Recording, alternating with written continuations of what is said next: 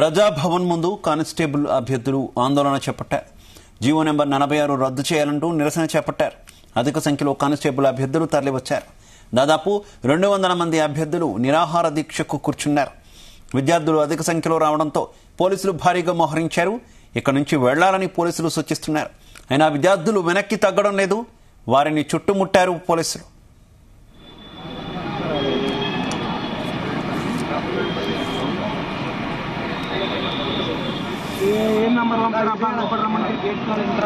ఎంతసేపు కూర్చుంటారు బ్రో ఇట్లా? సమస్య పరిష్కారం అంతేనా? లేచేది లేదా? ఎందుకట్లా అంత మంకు పట్టు పట్టారు?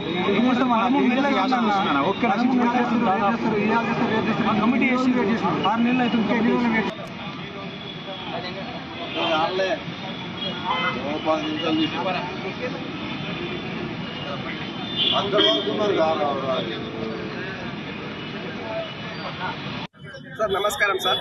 నేను జియో 46 గ్రామీణ అభ్యర్థిని మాట్లాడుతున్నాను సార్. గత 13 నెలల నుంచి జియో 46 రద్దు కోసం పోరాడుతూనే ఉన్నాం సార్. హైకోర్టులో దాదాపు 23 సార్లు హైకోర్టు జియో 46 కేసు బెంచ్ మీదకి వచ్చినా కూడా అడ్వకేట్ జనరల్ హైకోర్టులో హాజరు కాలేదు. హైకోర్టు జడ్జి గారు ఫైనల్ హియరింగ్ అని చెప్పినా కూడా స్టిల్ ఇప్పటికి 3 సార్లు అడ్వకేట్ జనరల్ హైకోర్టుకు రాకుండా పోస్ట్ పోన్ చేయించారు సార్. ఈ రోజు ప్రజా దర్బార్కి వచ్చేసి మార్నింగ్ 8 గంటల నుంచి స్టిల్ ఇప్పటి వరకు అన్నం నీళ్లు ఏది తినకుండా నిరాహార దీక్షతో కూర్చున్నాము. నాతో పాటు 500 మంది ఇక్కడ నిరాహార దీక్ష కూర్చున్నారు. దయచేసి సీఎం రేవంత్ రెడ్డి గారు మా బాధను అర్థం చేసుకుని ఖచ్చితంగా మమ్మల్ని న్యాయం చేయాలి సార్. జియో 46 రద్దు చేయాలి. నాకు ఖచ్చితంగా న్యాయం జరగాలని మనస్ఫూర్తిగా కోరుకుంటున్నాం సార్.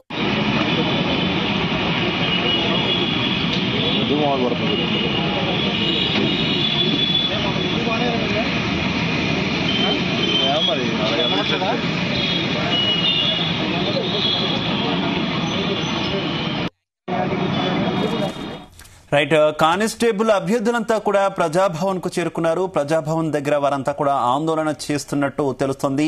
జీవో 46ను రద్దు చేయాలంటూ కూడా వారు మెమరాండం ఇచ్చారు.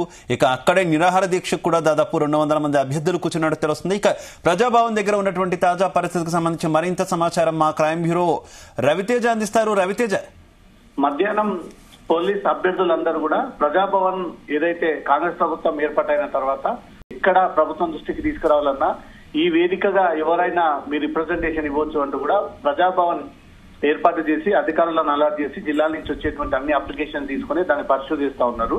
ఈ రోజు చాలా రోజులుగా కానిస్టేబుల్ అభ్యర్థులు ఎదుర్కొంటున్నటువంటి సమస్యలు, జీవో నెంబర్ 46 రద్దు, దాంట్లో మార్పులు, గ్రామీణ ప్రాంతాల్లో ఉన్నటువంటి పరిస్థితులు, ట్రై కమిషనరేట్ ఈ 3 జిల్లాలో జరుగుతున్నటువంటి పరిణామాలు, సెలక్షన్స్ ఇవన్నీ కూడా దృష్టిలో పెట్టుకుని మొన్న దిల్సుఖ్ నగర్ కేంద్రంగా వీళ్ళు ఆందోళన చేసిన ప్రభుత్వం అసెంబ్లీలో ఈ అంశంపై ఇప్పటి వరకు చర్చకు తీసుకురాలేదు. కాబట్టి ఈ రోజు ప్రజాభవన్ వేదికగా అభ్యర్థులందరూ కూడా అక్కడికి వెళ్లి ఒక మెమోరాండం సమర్పించి అనంతరం అదే ప్రజాభవన్ ఎదుట 200 మందికి పైగా కానిస్టేబుల్ అభ్యర్థులు కూడా బైఠాయించి మధ్యాహ్నం నుంచి ఇప్పటి వరకు కూడా వారు కంటిన్యూగా ఆందోళన వ్యక్తం చేస్తా ఉన్నారు.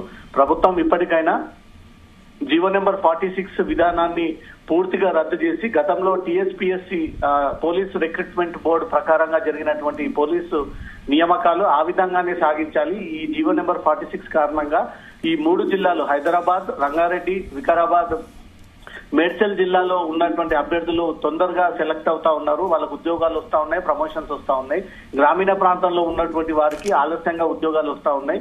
ఇంత వ్యత్యాసాలు, ఇద్దరి మధ్యలో ఇంత డిఫరెన్సియేషన్ ప్రభుత్వం ఎందుకు ఏర్పాటు చేసింది? ఇమీడియట్ గా 46 జీవోని రద్దు చేయాలంటూ 3 రోజుల క్రితం దిల్సుఖ్నగర్లో ఆందోళన వ్యక్తం చేయడము, వందలాది మందిగా అభ్యర్థులంతా కూడా రోడ్డు పైన బైఠాయించి ఆందోళన చేసి సుమారు గంటల పాటు ట్రాఫిక్ అంతా కూడా అక్కడ ఇబ్బంది ఏర్పాటు చేసి మళ్ళీ ఈ రోజు ఆ అభ్యర్థులే ప్రజాభవన్ కి చేరుకుని మెమోరాండం ఇచ్చి ఆందోళన వ్యక్తం చేస్తా ఉన్నారు. పోలీసులందరూ కూడా వారిని ముక్కుమ్మడిగా చుట్టుముట్టి మరి కాసేపట్లో వాళ్ళని అరెస్ట్ చేసేటువంటి అవకాశాలు ఉన్నాయి. తమ గోడుని ప్రభుత్వానికి వినిపించుకునేటువంటి ప్రయత్నంలో శాంతియుత నిరసననే తెలియజేస్తున్నాం తప్ప ఎక్కడ కూడా ప్రభుత్వానికి వ్యతిరేకంగా డ్యామేజ్ అయ్యే విధంగా వివరించట్లేదంటూ కూడా విద్యార్థులు తమ అభిప్రాయాలను వ్యక్తం చేస్తూ ఈ ఆందోళన కొనసాగిస్తా ఉన్నారు. శివ, అయితే ఏంటి అసలు వారు చేసినటువంటి డిమాండ్ పట్ల ఎందుకు ప్రభుత్వం పూర్తి స్థాయిలో రెస్పాండ్ అవ్వట్లేదు అనుకోవాలి? ఇందులో ఉన్నటువంటి కాంప్లికేషన్స్ ఏంటి రవితేజ?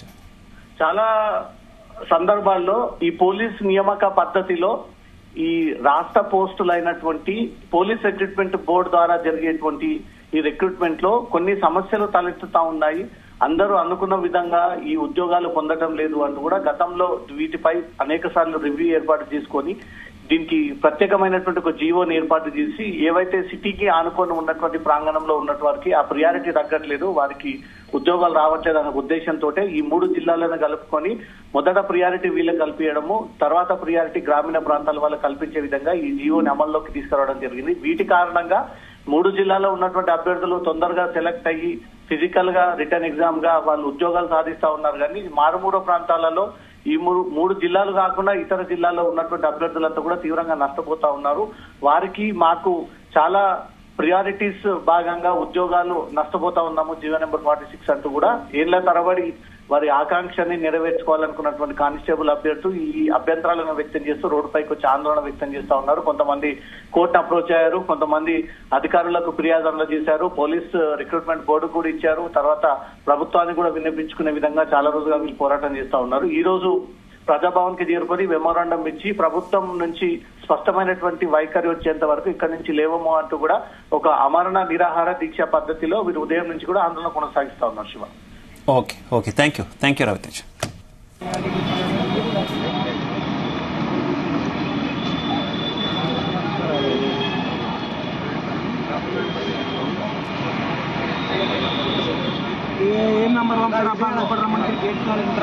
ఎంతసేపు కూర్చుంటారు బ్రో ఇట్లా?